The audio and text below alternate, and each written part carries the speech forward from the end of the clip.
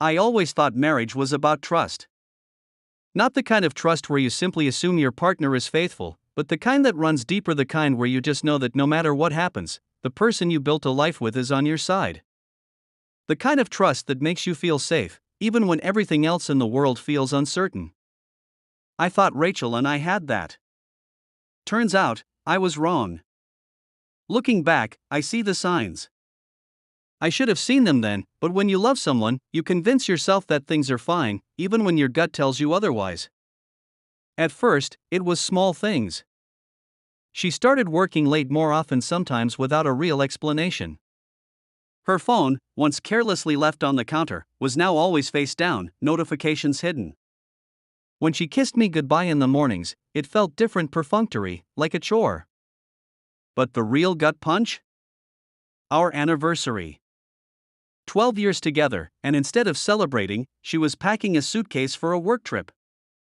Kissing me on the cheek, telling me she wished she could stay, while I already knew the truth.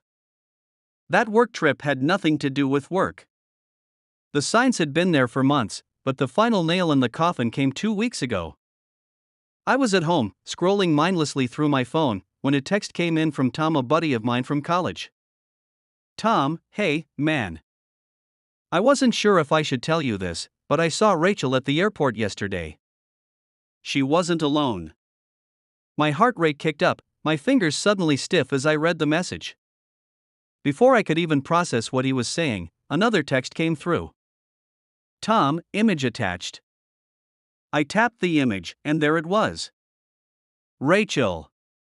Standing by the airport check-in counter. And beside her? A man I didn't recognize. He was close, too close. His hand was on the small of her back, a touch so familiar, so intimate, that my stomach turned. I didn't reply right away. Instead, I just stared at the screen, my mind racing. Maybe it was nothing. Maybe it was a colleague. Maybe Tom misunderstood the situation. But deep down, I knew. The late nights. The gym trips that started out of nowhere. The way she laughed at her phone but never shared what was so funny. The way she used to look at me, like I was her favorite person in the world, and then she stopped. I needed proof. Real proof. So, I did something I never thought I'd do. I hired a private investigator. It felt surreal, sitting across from a man in a dimly lit office, handing him a picture of my wife like I was in some kind of movie. I just need to know, I told him, my voice barely above a whisper. If there's something going on, I need to know. He didn't ask me unnecessary questions. He just nodded and got to work. 3 days later, he called me. Mr. Carter, he said, his voice even. I have what you're looking for. Do you want to meet in person, or should I send you the file? I told him to send it. When the email came through, I hesitated before clicking the attachment. For a split second, I thought about deleting it. Pretending none of this was happening. But I clicked. And what I saw? Let's just say it was enough to make me sit in my car for an hour, gripping the steering wheel, trying to breathe. Rachel left for her work trip on Friday morning. She kissed me on the cheek, soft, hesitant, like she was testing if I could still believe in the lie. I met her eyes, searching for something, anything, that might make me stop this, but all I saw was distance. Guilt. A version of her I didn't recognize anymore. Have a safe flight, I said, my voice even. And then she was gone. I spent the next few hours in silence, staring at nothing, letting the weight of it all sink in. 12 years. And this is where we ended up. But I wasn't going to sit there and drown in it. I got to work. Candles.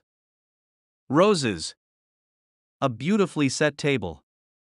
It had to look perfect, as if I was still the clueless husband waiting eagerly for his wife to come home. As if I still believed in her. And then, the final piece. The lawyer. By Sunday evening, everything was in place.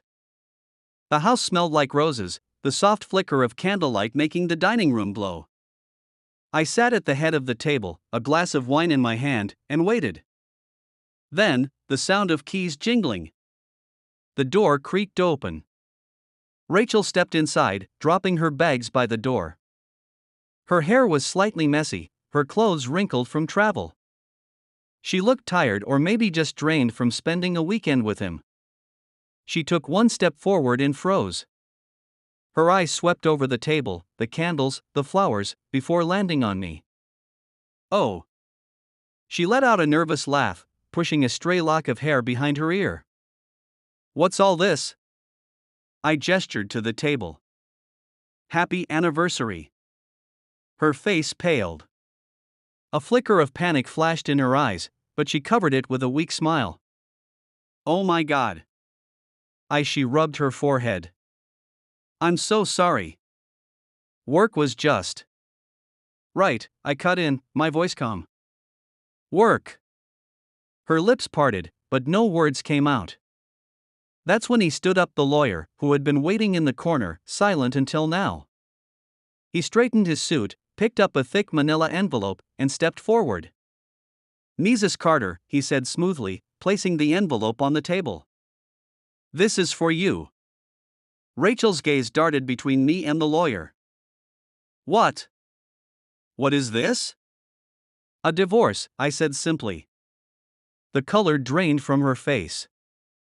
Wait. What? She let out a weak laugh, shaking her head. This is some kind of joke, right? I didn't smile. Didn't waver. No joke, Rachel. Just a long overdue reality check. She swallowed hard, hands trembling as she reached for the envelope. I don't understand. I pulled out my phone, unlocked it, and tapped the screen. Then I pressed play. The video filled the silence. Rachel at the hotel. Her hands all over him. The two of them laughing, touching, kissing like they had the whole world to themselves. Her breath hitched. She stumbled backward, as if the truth had physically hit her. No, she whispered, her voice breaking. No, this isn't what it looks like. I tilted my head, my jaw tightening. Really? Because it looks a hell of a lot like my wife screwing another man in a hotel room she told me was booked for a business conference. Tears welled in her eyes. I can explain. A sharp, humorless laugh escaped me. Explain? Explain what, Rachel? That you lied to my face? That you spent our anniversary in another man's bed? Her knees buckled, and she collapsed onto the floor, sobs shaking her frame. Please, she choked out. Please, you have to believe me. It was a mistake. It didn't mean anything. I love you. I stared at her, my chest hollow. No, Rachel. You don't. She begged. She swore it was a one-time thing. That she had been feeling lost, that she didn't know why she did it, that she would do anything to fix this. I didn't yell. I didn't cry.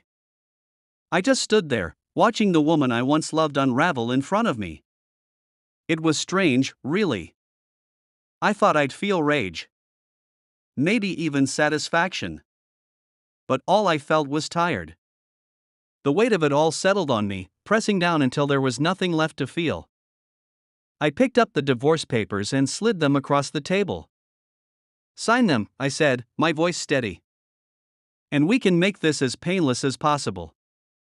Rachel looked up at me, her face streaked with tears. Please, she whispered. Can't we talk about this? I took a deep breath. We just did. Rachel signed the papers a week later. It wasn't easy. 12 years of my life, of shared dreams, of plans for the future gone. But in the end, I knew this. The woman I married no longer existed. And the man I was before? He was gone too. But maybe that wasn't a bad thing. Maybe, just maybe. It was the beginning of something better.